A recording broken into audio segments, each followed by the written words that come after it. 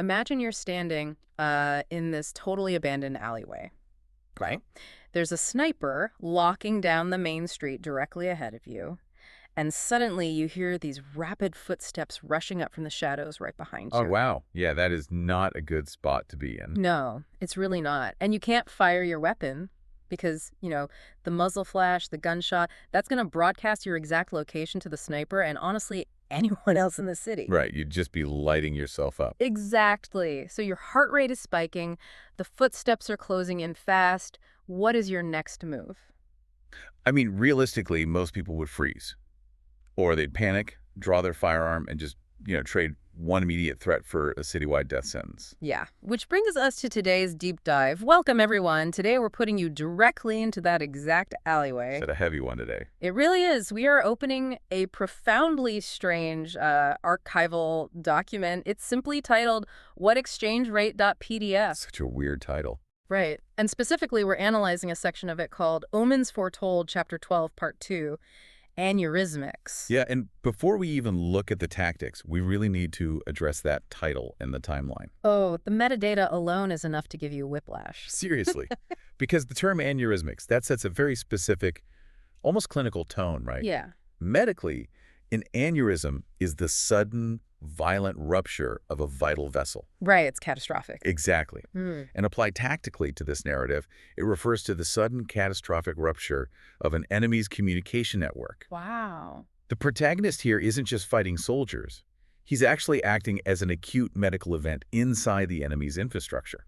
That is such a visceral way to look at it. And then, there's the timeline. Yeah, the timeline is wild. It really is, because the primary event narrative, like the actual boots-on-the-ground action we're dissecting today, that takes place on April 11th, 1994. 1994. Right, but the file discovery date, it's listed as literally today, March 26, 2026. Which is just, it completely reframes how you process this document. It totally does. You aren't just looking at settled history. You're looking at active present-day evidence. Right, someone or some entity is pulling these files into the light right now, today. Yeah, it creates this massive sense of disorientation. We're reading this highly detailed tactical breakdown of an event from 3 decades ago, but the compilation of this data is an ongoing, modern operation. It's unsettling, honestly. Unsettling is the perfect word. So our mission today is to unpack this gripping, mysterious narrative. It's this wild blend of visceral stealth combat, on-the-fly technological sabotage, and a cryptic poem at the end. Yeah, the poem is fascinating. We'll get to that for sure. We're going to extract the tactical and psychological insights hidden within all of it. So let's drop right into the fog of war. Let's do it. We are introduced to our primary operator. His name is Benedictus, and he's with his Recon Unit, who he nicknames Demont. And Demont is not human. No, Demont is this hulking, technologically advanced entity, equipped with laser systems, satellite uplinks, an array of sensors, the works. A serious piece of hardware. Exactly. So they're navigating this hostile urban environment, and the threat level spikes instantly when Demont spots that sniper on a rooftop, about a half-mile away at their 1135. Which, naturally, forces Benedictus to alter his route immediately. Right. He realizes that a sniper locking down a main thoroughfare isn't just an isolated threat. It's an anchor point for a much larger ambush. Right. They're funneling him. Exactly. Yeah. So he ducks into a connecting alley to flank the position, operating in complete silence. And this brings us right to the physical reality of his situation hitting 0 hour. The ambush from behind. Okay, let's unpack this. Yeah. Because the way Benedictus handles that sudden ambush in the alley is terrifyingly efficient. It's clinical. Very clinical. I liken it to a high-stakes stealth video game or maybe a really tense chess match where one wrong move, one loud noise, one moment of, drawing aggro means instant failure. Yeah, game over. Exactly. When the attacker rushes him from behind, Benedictus doesn't even reach for his pistol. He relies entirely on the blade he's already holding. Right. And the mechanics of this kill are so specific, it reads like an anatomy textbook. It really does. The text details that he's holding the blade in his right hand reverse edge out. Okay. And when the attacker closes the distance, Benedictus intuitively rotates his hand 180 degrees. He swings counterclockwise, catches the guy in his peripheral vision, adjusts his arm height completely automatically, and delivers this clean, quiet slice right across the neck. See, I want to focus on the why of that specific movement. Why rotate the blade 180 degrees? Why not just, turn around and thrust? Well, it all comes down to biomechanics and acoustic discipline. Acoustic discipline. Yeah. A forward thrust relies on the triceps and the chest, right? Yeah. And the blade can easily hit bone, a rib, a collarbone, whatever. Oh, and if it hits bone, it gets stuck. Exactly. And it gets stuck, which causes a struggle. A struggle causes noise. You do not want noise. Right, because of the sniper. Exactly. By rotating the blade to a reverse grip and swinging counterclockwise, Benedictus engages the latissimus dorsi and the major shoulder muscles. He's generating massive pulling force. Oh, wow. So he isn't stabbing. No, he's dragging the blade through the path of least resistance. This guarantees a deep cut that instantly severs the vocal cords and the carotid artery. The target physically cannot cry out. That is, it's brutal, but mathematically perfect. He immediately follows the attacker to the ground, straddling him, flipping the blade back to vertical, and just finishes the job with zero hesitation. Complete efficiency. Yeah. Then he leaves the body in the shadows and continues down the alley to regroup with Daemont. But his behavior the second he steps out of that alley, that's what really caught my eye. Because he shifts completely, right? From kinetic warfare straight into counter-surveillance. Yes. He addresses Daemont, but he drops all the tactical jargon. He actually points at a nearby utility pole and feigns this exaggerated excitement. He's like, hey, Daemont, look over there. Can you tell what those are? Yeah, acting like a junk collector. Exactly. He actively adopts the persona of a clueless scavenger just looking for scrap metal. Why do that? Benedictus is anticipating signals intelligence. SIGINT. Okay. Think about it. He just survived a lethal human threat, humaned, in the alley. His adrenaline should be completely overriding his higher cognitive functions right now. Most people would be shaking. Right. Yet he maintains the presence of mind to consider that the enemy might be using long-range audio amplifiers or, parabolic microphones. Wow. He is utilizing acoustic camouflage. By playing the role of a desperate scavenger, he's feeding any listening devices totally useless, non-threatening intelligence. It really makes you evaluate how you handle sudden, high-pressure disruptions in your own life, When the unexpected happens, do you let the adrenaline hijack your brain, or do you instantly calculate your next move? Yeah. Do you adjust your outward persona to manipulate the situation, like Benedictus did? Well, maintaining that level of cognitive control is what separates a highly trained operator from just a standard combatant. Absolutely. And that cognitive control is exactly what allows him to spot a completely different kind of threat mounted up on that utility pole. Right, so he sees these junction boxes mounted like 15 to 20 feet high. Daemont scans them and confirms their BT Desi uses British telco. Yeah. And 9 out of the 12 are active. Now, I have to push back on the narrative focus here for a second. Oh, for it. Why on earth, in the middle of a literal war zone where snipers are actively trying to take your head off, do you stop to care about British telephone boxes? What's fascinating here is that taking out the sniper only solves a localized problem. Okay. The sniper is receiving orders from somewhere, right? Yeah. The BP DAUs represent the central nervous system of the enemy's entire operation. Oh, I see. Yeah, DCRU stands for Digital to Analog Converter Remote Unit. In the technological landscape of 1994, these units were cutting-edge infrastructure. So they weren't just standard phone lines. Far from it. They bridged the gap between old analog copper phone lines and modern digital routing networks. The enemy is using this civilian infrastructure to build a highly robust encrypted communication grid. That makes sense. And Benedictus does this brilliant mental math on the fly based on that exact hardware. He knows these boxes have to connect back to a main exchange rack somewhere nearby. Exactly. He applies the literal physics of copper wiring to urban warfare. It's incredible. How does that work? Well, copper wire suffers from signal attenuation. As an electrical signal travels down a copper line, it loses strength just due to the natural resistance of the metal. Okay, sure. In 1994, the physical limitation for a clear, undegraded analog voice signal over copper was roughly 300 meters. After that, it required a repeater or an exchange rack to boost the signal. So Benedictus takes that 300-meter physical limitation, right? He doubles it to account for the geometric placement of a centralized hub, and he deduces that the enemy's main command center must be within a 600-meter radius of where they are currently standing. Yeah. He literally draws a mathematical circle on his mental map and says, the target is inside this perimeter.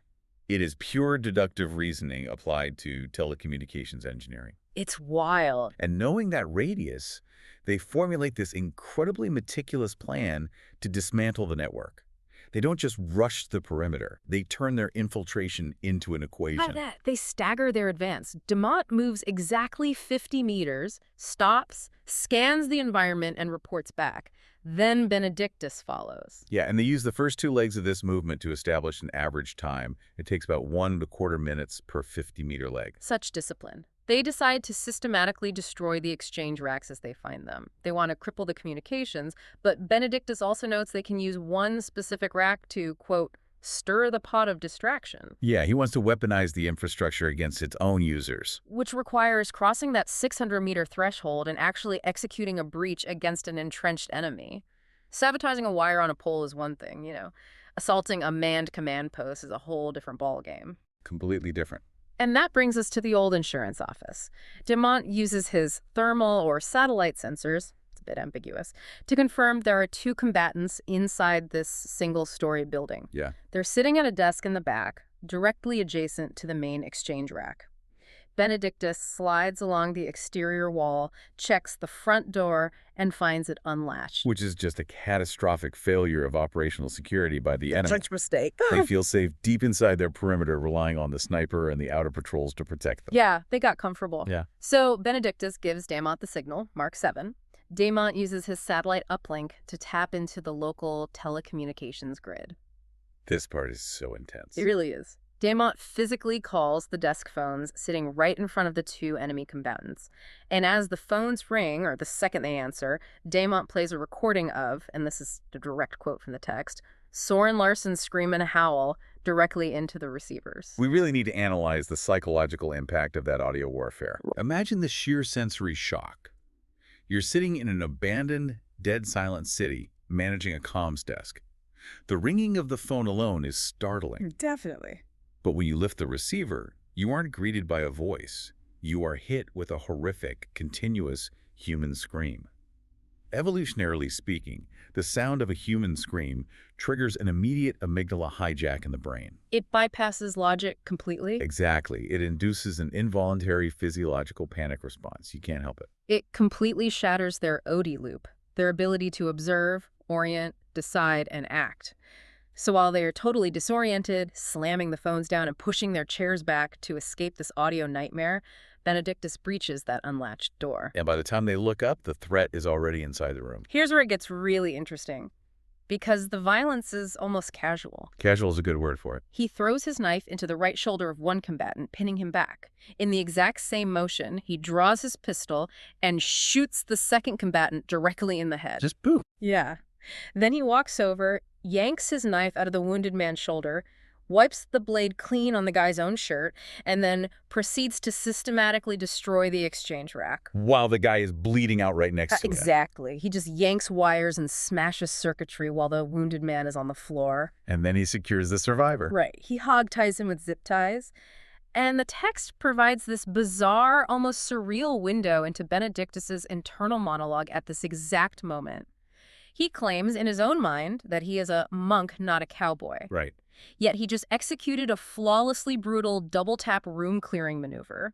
And to elevate the absurdity, he gags this bleeding, hog-tied prisoner with a highly specific, quote, royal purple bandana with gold fleur-de-lis pattern. It's so oddly specific. So specific. How do we reconcile this hyper-violent behavior and this incredibly flamboyant purple bandana with the identity of a monk? Well, if we connect this to the bigger picture, the bandana actually acts as a psychological signature. It proves that underneath all that cold calculation, there is a distinct idiosyncratic human personality. But to really understand the monk paradox, look at what happens immediately after the room is secure. Okay. Benedictus doesn't celebrate. His heart rate doesn't spike. He literally checks his timepiece and performs a detached mental inventory. That's true. He calculates the mission statistics like he's reading a spreadsheet. Let's see. 3 dead. 2 left alive, 2 exchange units taken out, total duration, approximately 77 minutes, 3 more exchanges to go, 1 sniper noted. That mental spreadsheet is the core of his monk-like identity. Really? Yeah.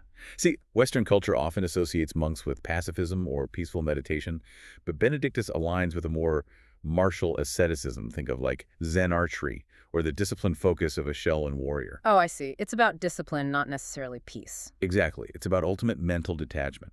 In the midst of unimaginable chaos, blood, screaming, he remains perfectly tethered to his internal code and his objective. The violence isn't born of anger or cowboy-like bravado. It's just a tool. Exactly. It's a tool applied with the exact same lack of emotion as cutting a piece of copper wire. Wow. Well, that highly disciplined, almost unhinged mind is about to get a lot more complex. Oh, yeah. Because right after this gritty, literal narrative ends with Daemont scanning for the next target, the document just violently shifts gears. It really throws you for a loop. It does. The physical events of the raid are suddenly recontextualized by a poem, or maybe a song that immediately follows the text titled, "What Exchange Rate?" Yeah, it forces you to switch from analyzing tactical maneuvers to deciphering a highly specific cipher. Let's break down some of these verses. The first verse says, "Some seem to be trying to match wits. I never thought it would be the Brits." That directly aligns with Benedictus' surprise at finding those British Telco DA Erus in the middle of this war zone. Absolutely. And then the poem utilizes these dark financial puns to mask lethal threats. Oh, right. Verse 4 states, "No pence for your thoughts or curing pound will suffice for escaping around." Pence and pound. Right, referring to British currency, Mm-hmm. which locks in the identity of the infrastructure. But escaping around clearly refers to a round of ammunition. Mm-hmm. The enemy is treating this conflict like a financial transaction. And Benedictus is changing the currency of the battlefield from information to lead. Exactly. I want to focus heavily on the chorus, too, because it repeats a specific phrase 4 times. It says, "You help me and hinder me. It's time for you to go." Yeah. I feel like this is a direct commentary on the duality of that telecommunications infrastructure. Oh, 100%. The technology is a hindrance because it allows the enemy to coordinate ambushes. It feeds telemetry to the sniper. It's the invisible web that's trapping Benedictus. But it's also a profound help. I mean, Benedictus literally uses their own phones. Yes. He uses the physical limitations of their copper wire to calculate the location of their command posts. The infrastructure is a double-edged sword. But despite the tactical advantage it temporarily provides him, it's time for you to go. He still has to destroy the network. Because the ultimate goal is silence. Which actually brings us to the final, and perhaps most revealing, lines of the poem. Let's hear it. "We don't care about your exchange rate.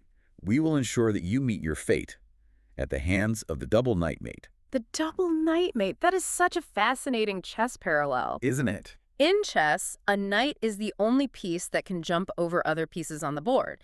They attack from unexpected angles, operating in the opponent's blind spots. Which is exactly what Benedictus and Daemont are doing. Yes, they are the two knights. They aren't moving in straight lines like rooks. They're flanking through alleys, completely bypassing the sniper to strike directly at the enemy king, the command center. This raises an important question, though. A double knightmate in chess usually requires the player to sacrifice lesser pieces to force the opposing king into a corner, right, where the knights can strike simultaneously. Right. Which means Benedictus destroying those first 2 exchange racks wasn't just basic sabotage. Oh, wow. It was a calculated sacrifice to herd the enemy's attention, forcing them into a vulnerable posture for the final breach. That is brilliant. So the poem isn't just like a creative writing exercise at the end of an after-action report. It's a confession, a taunt, and a coded summary of their entire battlefield doctrine. It really is. It proves that the physical violence in the alley, the mathematical deduction of the copper wire, and the poetic structure of the cipher all originate from the exact same ascetic, calculating mind. It's just a stunning density of information, action, and psychology all packed together. So what does this all mean? We started this deep dive looking at a raw, terrifying knife fight, right? Analyzing the biomechanics of a silent kill. Yeah. We moved into the telecommunications landscape of 1994, using the signal degradation of copper wire to literally map an enemy perimeter. We explored the devastating psychological warfare of a sonic weapon and the paradox of a combat monk who uses a purple fleur-de-lis bandana. Quite the image. And we ended with a poetic cipher that maps urban stealth tactics to a chessboard. But we have to remember the scale of what we just analyzed. Exactly. Because Benedictus's internal inventory clocked this entire ordeal, the ambush, the calculations, the infiltration, and the breach, at just 77 minutes. An hour and 17 minutes. If this incredible density of violence, brilliant strategy, and cold calculation is just 1 hour and 17 minutes of a single day in 1994, What on earth is the scale of the full conflict? Right. It implies a shadow war of unimaginable complexity, fought entirely off the public record. A war where civilian infrastructure was the primary battlefield. Which brings me to a final thought I want to leave you with today. We spent a lot of time talking about the technology and the tactics, but think about that audio weapon Demont used. Ooh, the scream. Yeah, the file specifically names the recording Soren Larsen's Scream and Howl, but the document never explains who Soren Larsen is. Never. Why does Daemon, this highly advanced tactical computer, have a categorized audio file of this specific person screaming in absolute terror? Was Soren Larsen an enemy combatant, a previous victim of this recon unit? Or someone they tortured specifically to harvest that sound. Exactly. The ghosts of this conflict are literally trapped inside the data. That's a chilling thought. So as you go about your day, look at the utility poles, the junction boxes, and the cell towers around you. Ask yourself what other ghosts, what other invisible wars are trapped inside the infrastructure we use every single day. Thank you for joining us on this deep dive. Keep your eyes open, watch your corners, and keep your situational awareness sharp. You never know who might be counting the minutes,